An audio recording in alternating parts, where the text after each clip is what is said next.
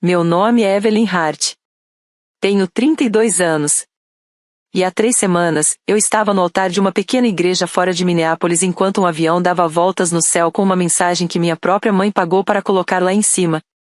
A mensagem dizia: uma pessoa inútil não merece um casamento feliz. No começo, ninguém se mexeu. Os convidados só ficaram olhando para o céu, como se estivessem tentando acreditar que tinham lido errado. Depois o avião passou de novo, mais baixo dessa vez, carregando aquelas palavras sobre o telhado da igreja como se fosse um castigo que todo mundo tinha sido convidado a assistir. A mão do meu futuro marido apertou a minha. Eu senti ele tremendo, não de medo, mas de raiva. E antes mesmo do pastor continuar, minha mãe se levantou no meio dos votos e disse que era contra o casamento porque eu estaria escondendo um segredo médico do homem com quem eu ia me casar. Era mentira. Uma mentira cruel e nojenta. Meu pai então deu um passo à frente com um envelope na mão e ofereceu ao meu noivo $50.000 para ele desistir de mim antes que fosse tarde demais. Depois meu irmão levantou o celular mais alto, transmitindo tudo ao vivo para pessoas da nossa cidade, rindo enquanto escrevia que todo mundo deveria ver a irmã fracassada dele sendo destruída. Meu marido quase perdeu o controle ali mesmo, na frente de toda a igreja. Mas eu apertei a mão dele, olhei para frente e sorri. Não porque eu estava quebrada. Não porque eu tinha perdoado eles. Eu sorri porque eles finalmente tinham feito algo público, feio e estúpido o suficiente para provar tudo o que eu vinha preparando em silêncio por 6 anos. Antes de eu te contar o que aconteceu depois que aquele avião continuou circulando por 3 horas, me diz uma coisa: que horas são aí onde você está agora? E de onde você está assistindo? Eu quero saber até onde essa história vai chegar antes da minha família perceber que o mundo inteiro está ouvindo o que eles tentaram fazer comigo. Eu cresci em Cedar Rapids, Iowa, em uma família que parecia perfeita por fora. Meus pais eram donos da Artline Events, uma empresa local de buffet e eventos que cuidava de casamentos, jantares de igreja, formaturas, leilões de caridade e todo tipo de celebração de cidade pequena, onde as pessoas sorriam para fotos e julgavam umas às outras assim que as câmeras sumiam. Para todo mundo de fora, minha família era generosa, respeitada, trabalhadora. Para mim, eles eram uma máquina. E desde que eu tinha idade suficiente para carregar uma bandeja, esperavam que eu fosse só mais uma parte silenciosa dela. Meu irmão mais velho, Nolan, era o filho de ouro. Ele podia esquecer pedidos, perder contratos, gritar com funcionários e ainda assim ser chamado de apaixonado pelo que faz. Eu podia resolver um desastre de agenda, refazer uma planilha de fornecedores, encontrar um problema de licença antes de virar prejuízo, e ainda assim ouvir que eu só estava fazendo o que uma filha deveria fazer. Meus pais nunca diziam que precisavam de mim porque eu era inteligente. Eles diziam que eu devia a eles porque eu era família. E dentro da nossa casa, essa palavra virou uma corrente. Família significava trabalho não pago. Família significava silêncio. Família significava sorrir quando as pessoas te machucavam, porque a imagem pública importava mais do que a verdade privada. Quando eu tinha 18 anos, saí para a faculdade e estudei compliance e logística. Minha mãe agiu como se eu tivesse traído um reino. Meu pai disse que eu estava desperdiçando meu cérebro com trabalho de escritório para estranhos, quando eu deveria estar ajudando meu irmão a manter o negócio da família vivo. Mas eu sabia exatamente por que eles estavam com raiva. Eles não queriam que eu tivesse sucesso. Eles queriam me pôr perto, útil, grata e pequena. Depois da formatura, me mudei para Minneapolis e construí uma vida que eles não podiam controlar. Eu virei analista sênior de compliance em uma empresa de logística médica. Isso significava passar meus dias lendo contratos, acompanhando riscos, documentando processos e garantindo que ninguém pudesse se esconder atrás de desculpas quando quebrava regras. Era um trabalho silencioso, mas eu era boa nisso. Muito boa. Comprei meu próprio apartamento, paguei minhas contas e parei de pedir qualquer coisa aos meus pais. Isso fez eles odiarem ainda mais a minha independência. Toda visita em feriado virou um teste. Minha mãe perguntava quando eu ia parar de fingir que tinha uma carreira de verdade. Meu pai perguntava se eu me sentia orgulhosa de abandonar as pessoas que me criaram. Nolan ria e dizia que eu tinha sorte dele ter ficado para fazer o trabalho de verdade. Mas a verdade era que a Artline Events estava desmoronando com ele no comando. Eu sabia disso porque estava observando há anos. Fornecedores estavam sendo pagos atrasados. Um distrito escolar encerrou discretamente um contrato de buffet depois de problemas repetidos de entrega. Os caminhões refrigerados estavam com manutenção atrasada. Ex-funcionários começaram a comentar online sobre horas extras não pagas e atalhos perigosos na cozinha. Meus pais culpavam a economia, os custos, funcionários preguiçosos, qualquer coisa, menos o Nolan. E tinha o armazém. Minha avó me deixou uma pequena unidade de armazenamento refrigerado e um pátio de carga numa área industrial antiga. Não era nada glamouroso, mas era legalmente meu. Por anos, minha família usou aquilo de graça. Caminhões refrigerados, mesas dobráveis, equipamentos industriais, fornos portáteis, máquinas de gelo, pilhas de cadeiras, caixas de linho, metade do equipamento deles ficava na minha propriedade como se fosse deles. Minha avó tinha deixado usarem quando estava viva. Mas depois que ela morreu, a escritura passou para mim. Sem aluguel, sem contrato, sem pagamento. Eu pagava os impostos. Guardava os registros do seguro. Tirava fotos a cada poucos meses. Salvava mensagens onde meu pai admitia casualmente que ainda estavam armazenando equipamento da empresa lá. Eu acompanhava os preços de armazenamento da região. Eu montava um arquivo, porque eu sabia que um dia eles iriam longe demais.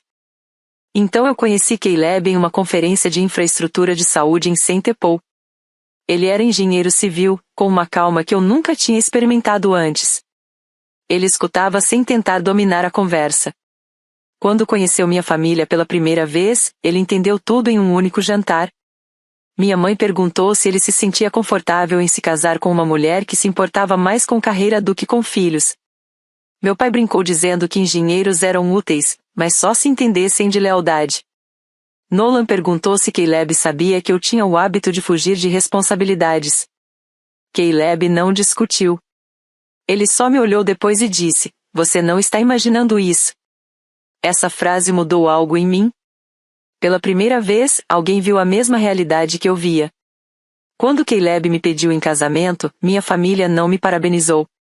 Minha mãe perguntou por que o casamento seria em Minnesota e não em Iowa. Meu pai perguntou se casar significava que eu finalmente estava pronta para voltar para casa. Nolan perguntou se ele deveria participar da cerimônia, já que eu tinha ignorado o negócio da família por anos. Eu disse que eles estavam convidados como convidados, nada mais. Foi aí que minha mãe ficou em silêncio. E na minha família, silêncio nunca era paz. Era preparação. Na manhã do casamento, eu acordei sabendo que alguma coisa ia acontecer. Eu não sabia que envolveria um avião, mas eu sabia que minha família não ia me deixar ter um dia limpo e tranquilo sem me lembrar que a felicidade deles parecia um insulto. A cerimônia foi em uma igreja pequena fora de Minneapolis, com cerca de 90 convidados. A família do Caleb ajudou em tudo. A mãe dele chorou quando me viu de vestido. O pai dele me abraçou como se eu já fizesse parte da família há anos. Aquela forma de carinho ainda era estranha para mim, como ficar perto de uma lareira depois de crescer num quarto frio. Minha família chegou atrasada o suficiente para ser notada, mas não para ser culpada. Minha mãe estava de azul marinho, mesmo sabendo que era a cor escolhida pela mãe do Caleb. Meu pai não largava o celular. Nolan entrou com um sorriso que me deixou tensa na hora. Mesmo assim, eu me disse que eles não iriam longe demais. Talvez um comentário cruel. Talvez uma cena na festa. Talvez um discurso para me humilhar com educação. Eu estava errada. 15 minutos antes da cerimônia, um som baixo de motor passou por cima da igreja. No começo, ninguém ligou. Depois alguém lá atrás engasgou. Eu olhei pela janela aberta do pátio e vi o avião. Atrás dele, em letras enormes pretas, vinha a frase que minha mãe tinha escolhido para o céu. Uma pessoa inútil não merece um casamento feliz. Na primeira passagem, a igreja ficou em silêncio. Na segunda, começaram os sussurros. Na terceira, eu olhei para minha mãe, e ela nem fingiu surpresa. Naquele momento, eu soube, aquilo tinha sido planejado. Caleb se inclinou para mim e perguntou se eu queria parar. A voz dele estava tensa. O rosto dele já estava vermelho de raiva. Eu disse não. Disse que nós íamos casar naquele dia. O celebrante tentou continuar, embora ele mesmo não parasse de olhar para cima enquanto o avião girava de novo e de novo. Caleb apertou minha mão com tanta força que eu sentia o pulso dele. Eu comecei meus votos. Eu tinha acabado de dizer poucas linhas quando minha mãe se levantou. Ela fez isso devagar, como se estivesse entrando em um papel que já tinha ensaiado na cabeça. E disse que se opunha. Ninguém tinha pedido. Ninguém tinha convidado objeções. Ela simplesmente levantou a voz e contou para toda a igreja que eu estava escondendo algo vergonhoso do Caleb. Disse que eu não podia dar a ele a família que ele merecia. Disse que ele estava sendo enganado por uma mulher que mentiu sobre o próprio futuro. As palavras eram falsas, mas o objetivo não era a verdade. Era o dano. Ela queria que as pessoas me olhassem diferente. Queria que o Caleb hesitasse. Queria um segundo de dúvida para destruir tudo. Caleb virou para ela e, por um momento assustador, eu achei que ele fosse descer o corredor e encará-la. Eu apertei mais forte a mão dele e sussurrei, não dá a eles um espetáculo que eles possam editar. Isso fez ele parar. Então meu pai se levantou. Ele caminhou até a frente com um envelope branco na mão. Ele não gritou como minha mãe. Ele falou baixo, mas cada pessoa na igreja ouviu. $50.000. Vá embora agora. Recomece antes que ela destrua sua vida.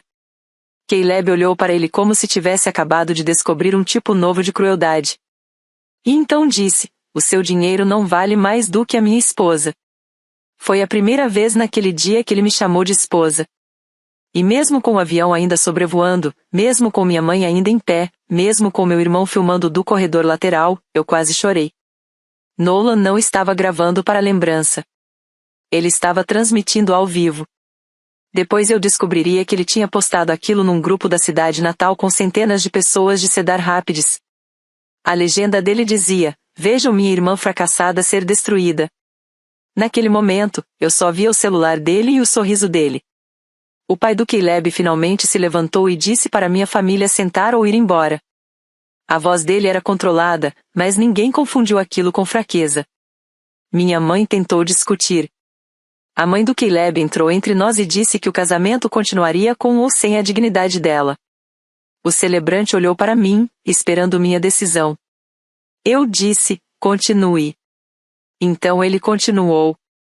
Pulamos as partes desnecessárias e fomos direto para os votos que importavam. O avião continuava circulando. Minha mãe estava rígida como pedra. Meu pai enfiou o envelope de volta no paletó. Nolan continuava filmando, porque pessoas cruéis geralmente acham que gravar é poder, até virar prova contra elas. Quando Caleb me beijou, os convidados aplaudiram mais alto do que eu esperava. Alguns choravam. Alguns estavam horrorizados. Alguns ainda olhavam para o céu, como se não conseguissem acreditar que uma mãe faria aquilo com a própria filha. Eu acreditava. Eu acreditava há anos. Por isso eu sorri. Não porque não doía. Doía mais do que eu vou admitir em voz alta. Mas dor é diferente quando você está preparado para ela. Dor pode virar combustível. Dor pode virar prova. E no dia do meu casamento, minha família me deu os dois. Na recepção, eles se sentaram e comeram como se tudo não passasse de um pequeno mal-entendido. Talvez isso tenha sido a parte mais perturbadora. Eles não pareciam envergonhados. Não pareciam arrependidos. Minha mãe ajeitou os brincos, sorriu para os garçons e perguntou se o salmão era sem glúten. Meu pai reclamou da disposição das mesas. Nolan não parava de olhar o celular, sorrindo de canto para tudo o que estava acontecendo online. Parecia assistir criminosos voltando à cena do crime, convencidos de que o lugar ainda pertencia a eles. Caleb queria que eles fossem retirados imediatamente. Eu via isso na mandíbula dele, na forma como as mãos dele abriam e fechavam ao lado do corpo. O pai dele se ofereceu para resolver aquilo em silêncio. A mãe dele perguntou se eu queria um quarto reservado para respirar. Eu disse não. Eu queria a recepção continuar. Eu queria o fotógrafo continuando a tirar fotos. Eu queria o videomaker gravando tudo. Eu queria todas as testemunhas calmas, sóbrias e certas do que tinham visto. Durante o coquetel, minha melhor amiga Lauren me puxou de lado e mostrou o celular dela. A live do Nolan tinha sido compartilhada várias vezes. Os comentários eram piores do que eu imaginava. Pessoas com quem eu não falava desde o colégio estavam rindo. Uma vizinha antiga escreveu que minha mãe provavelmente tinha salvado o noivo.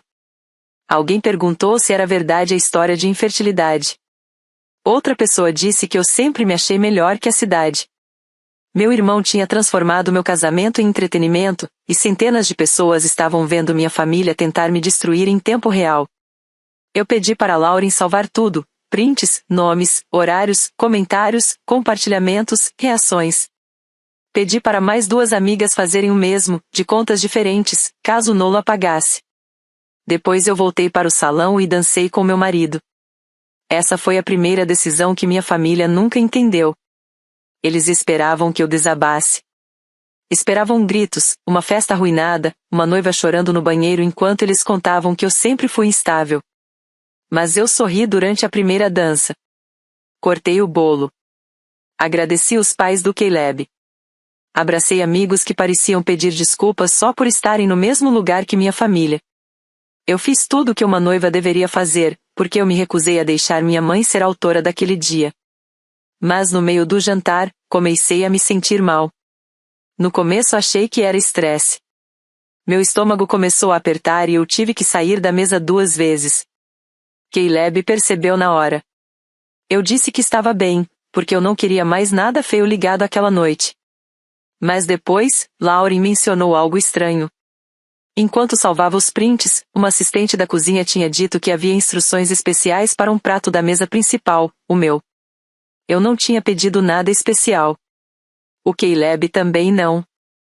Nenhum formulário de planejamento tinha isso. Na manhã seguinte, em vez de acusar alguém, eu fiz o que sempre faço: pedi registros. Entrei em contato com a empresa de buffet e solicitei a nota final, os registros de serviço e qualquer alteração feita na semana do casamento. No começo, o dono parecia confuso. Depois, ele ficou nervoso. Houve um pagamento em dinheiro separado. Houve também um pedido para preparar um prato específico de forma diferente, como se fosse uma brincadeira. A descrição da mulher que deu a instrução batia com a minha mãe, até o vestido azul marinho e as joias prateadas.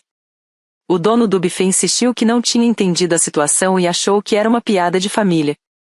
Eu não gritei com ele. Só pedi para ele guardar todas as anotações, mensagens e escalas de funcionários daquele dia. Depois, encaminhei tudo para o meu advogado. Na mesma manhã, enquanto meu celular enchia de ligações perdidas dos meus pais, eu abri o arquivo que eu vinha montando há anos. Escritura do galpão, pagamentos de imposto, documentos de seguro, fotos dos equipamentos deles na minha propriedade, valores de mercado de armazenamento, mensagens do meu pai admitindo que usavam o espaço, uma planilha calculando aluguel justo de mercado. Por 6 anos, eu atualizava aquele arquivo a cada poucos meses, sem saber se um dia realmente usaria. Agora eu tinha minha resposta. Enviei uma notificação formal por carta registrada e e-mail. A Yardline Events tinha 30 dias para retirar todos os caminhões, freezers, mesas, fornos, prateleiras de linho e qualquer equipamento da empresa do meu galpão e pátio de carga. Se não fizessem isso, eu iria cobrar aluguel atrasado, taxas de armazenamento, custos de advogado e danos por uso comercial não autorizado da minha propriedade. Meu pai me ligou 17 vezes na primeira hora. Minha mãe deixou um áudio dizendo que eu estava exagerando por causa de uma piada de casamento. Nolan postou online que eu estava tentando destruir o negócio da família porque não aguentei uma brincadeira. Eu salvei tudo. Depois deixei o celular virado para baixo e tomei café da manhã com meu marido. A lua de mel nem tinha começado e minha família já estava aprendendo a diferença entre me ofender e me subestimar. Nos primeiros 3 dias depois da notificação, minha família não ficou com medo. Ficou indignada. Isso sempre foi o primeiro estágio deles. Minha mãe mandou mensagens longas falando de traição, perdão e como filhas nunca deveriam humilhar os pais em público. Ela disse que eu a tinha envergonhado diante da comunidade, o que era quase impressionante, considerando que ela tinha contratado um avião para me insultar dentro de uma igreja. Meu pai foi pelo lado do negócio. Disse que mover os equipamentos ia custar mais do que eles podiam pagar. Disse que eu estava colocando empregos em risco. Disse que fornecedores dependiam deles. Disse que eu não fazia ideia da pressão que ele estava sofrendo. Nolan voltou a postar, me chamando de gananciosa, instável e vingativa. Ele não mencionou a transmissão ao vivo. Não mencionou o banner. Não mencionou o envelope. E definitivamente não mencionou a instrução especial do meu prato. Na versão deles, eu acordei um dia e decidi destruir minha família sem motivo. Então eu continuei salvando tudo, mensagens, posts apagados que outras pessoas já tinham capturado, áudios, ameaças disfarçadas de preocupação. No 9º dia, meu pai dirigiu de Cedar Rapids até Minneapolis e parou na minha garagem. Caleb viu meu pai primeiro pela janela da frente e já pegou o celular. Eu disse que ia resolver aquilo. Antes de abrir a porta, liguei o gravador. Meu pai ficou dentro do carro por quase 20 minutos. Parecia que estava decidindo qual papel ia interpretar, vítima, empresário ou pai. No fim, escolheu os 3. Ele começou dizendo que a empresa não podia funcionar sem o galpão. Que os caminhões refrigerados precisavam da instalação fria. Que os equipamentos de entrega não tinham outro lugar. Que os orçamentos de aluguel eram absurdos. Disse que eu estava colocando 42 funcionários em risco de perder horas de trabalho. Eu perguntei se ele tinha pensado nesses funcionários quando pagou por uma mensagem no céu com avião. O rosto dele endureceu. Depois ele disse que o casamento tinha saído do controle, mas que as emoções estavam altas. Eu perguntei se $50.000 no envelope era uma emoção. Ele disse que o Caleb precisava ter uma chance de fazer uma escolha informada. Eu perguntei se uma mentira pública durante os meus votos era informação. Ele disse que eu estava distorcendo tudo. Essa era a especialidade da minha família, te machucar e depois dizer que você descreveu errado o machucado. Quando eu mencionei o prato do jantar, ele desviou o olhar. E aquilo já me disse tudo. Ele não perguntou o que eu queria dizer. Não pareceu surpreso. Ele já sabia. Depois tentou o argumento da minha avó. Disse que ela ficaria envergonhada de mim por usar a propriedade dela contra o próprio sangue. Eu disse que minha avó tinha deixado o galpão para mim, não para a empresa, não para o Nolan e não para ele. Eu disse que ela sempre me avisou para nunca confundir ser útil com ser amada. Pela primeira vez, meu pai não teve resposta pronta. Ele ficou parado na minha garagem, com a mandíbula mexendo, como se estivesse mastigando palavras que não podia falar. Então disse que eu sempre achei que era melhor do que eles. Eu respondi que não. Eu só parei de aceitar ser menos. Ele foi embora com raiva. Eu entrei em casa tremendo, mas não de arrependimento. Às vezes o corpo reage depois que a mente já tomou a decisão certa. Caleb me abraçou sem mandar eu me acalmar. Ele entendeu que ficar calma tinha sido minha estratégia de sobrevivência por tempo demais. Naquela noite, a esposa do Nolan me mandou mensagem no Instagram. Era uma mensagem desesperada. Ela disse que estavam atrasados com pagamentos de fornecedores. Que a casa deles estava ligada à participação do Nolan na empresa. Que se o negócio perdesse o galpão, tudo poderia desmoronar. Ela disse que não estava defendendo o que aconteceu no casamento, mas pediu para eu não punir todo mundo por um dia ruim. Um dia ruim. Quase me deu vontade de rir. Minha família não teve um dia ruim. Eles tiveram um dia revelador. Eu até senti pena dela. Ela não tinha contratado o avião. Não tinha se levantado durante meus votos. Não tinha oferecido dinheiro ao Caleb. Mas empatia não podia virar outra porta para minha família entrar. Eu respondi uma vez, com cuidado. Disse que a empresa tinha 30 dias para retirar tudo da minha propriedade. E disse que toda a comunicação agora era apenas com meu advogado. Eu disse a ela que esperava que ela se protegesse, porque as mesmas pessoas que estavam pedindo para ela me implorar eram as que tinham criado o problema. Depois disso, as ligações diminuíram por alguns dias. Eu sabia que não significava que eles tinham desistido. Significava que estavam calculando. Meus pais passaram a vida inteira acreditando que eu acabaria cedendo se a pressão fosse grande o suficiente. Mas dessa vez eu não era uma filha pedindo aprovação. Eu era uma dona de propriedade com documentos, uma noiva com testemunhas e uma mulher que finalmente parou de negociar com pessoas que só entendiam acesso e controle. Na segunda semana, minha mãe mudou de estratégia. Se a pressão privada não funcionava, ela tentaria a humilhação pública. Ela postou um texto longo no Facebook falando sobre dor familiar. Disse que eu tinha deixado a amargura tomar meu coração. Disse que eu estava tentando destruir o negócio de família que servia a comunidade há décadas. Ela não mencionou o avião. Não mencionou a acusação no altar. Não mencionou os $50.000. Não mencionou a live do Nolan. No começo, os amigos dela reagiram exatamente como ela esperava. Estamos orando por você, filhos podem ser cruéis, dinheiro muda as pessoas. Mas então começaram a aparecer os prints. Lauren tinha salvado tudo. Os primos do Caleb também. Pessoas da igreja também, que tinham ficado horrorizadas com o que viram. Alguém postou o vídeo do avião passando sobre a igreja. Outro postou a legenda do Nolan. Outra pessoa descreveu com calma como tinha visto minha mãe interromper os votos e meu pai oferecer um envelope ao noivo. Minha mãe apagou o post em menos de 1 hora. Mas apagar não é o mesmo que fazer desaparecer. Em cidade pequena, reputação corre mais rápido que verdade. Mas a verdade dura mais quando tem prova. A página da Yartline Events começou a receber perguntas. Noivas perguntando se era verdade que os donos tinham sabotado o próprio casamento da filha. Um coordenador de igreja cancelou uma reunião. Um administrador escolar pediu documentos atualizados de saúde e licença antes de renovar um contrato. Meu pai me culpou por tudo isso, como se eu tivesse forçado eles a se exporem em público. E então algo aconteceu que mudou a história de vingança pessoal para a responsabilidade pública. Uma ex-funcionária da Yartline entrou em contato comigo por um e-mail novo. Ela disse que viu o vídeo do casamento e finalmente teve coragem de contar o que acontecia por trás das portas fechadas. Segundo ela, o Nolan ignorava registros de refrigeração, atrasava a manutenção de equipamentos e usava o galpão de formas que não batiam com as permissões que minha família dizia ter. Ela mandou datas, fotos e nomes. Depois veio outra ex-funcionária. Depois um fornecedor. Eu fiquei muito tempo olhando aquelas mensagens. Sim, eu queria consequências para minha família.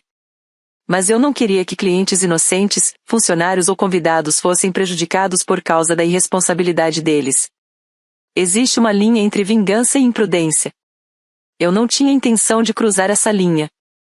Então eu denunciei as preocupações pelos canais corretos. Não exagerei. Não inventei nada. Eu enviei o que tinha e deixei os fiscais fazerem o trabalho deles. Em poucos dias, uma inspeção do condado foi marcada. Minha família tentou dizer que aquilo era perseguição, mas os problemas eram reais. Uma cozinha de preparo teve que parar as operações até fazer reparos.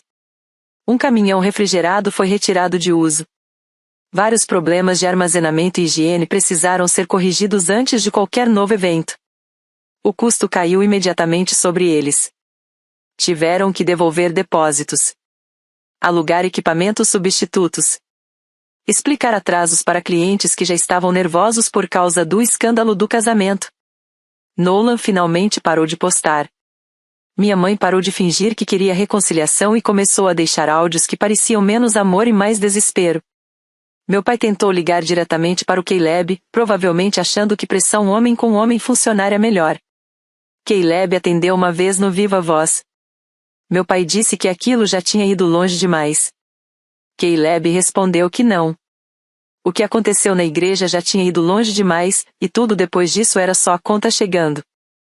E desligou. Eu amei ele por isso. Mas também disse que não queria ele no centro daquilo. Minha família não queria nada mais do que dizer que ele tinha me afastado deles. A verdade era bem mais simples e muito mais difícil de aceitar para eles. Eu já tinha sido afastada por anos de uso, humilhação e controle. O casamento só tirou a última desculpa. Quando o prazo de 30 dias se aproximou, os orçamentos de armazenamento comercial voltaram muito mais caros do que eles esperavam. Só as conexões de refrigeração já eram caras. Mover os caminhões exigia agendamento. Alguns equipamentos precisavam de reparo antes mesmo de serem transportados.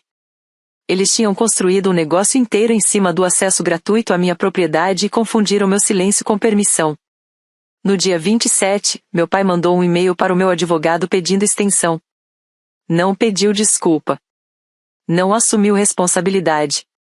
Só pediu mais tempo, como se fosse atraso por causa do clima. Meu advogado perguntou se eles estavam dispostos a pagar o valor de mercado durante a extensão. Meu pai não respondeu. Esse silêncio me disse tudo.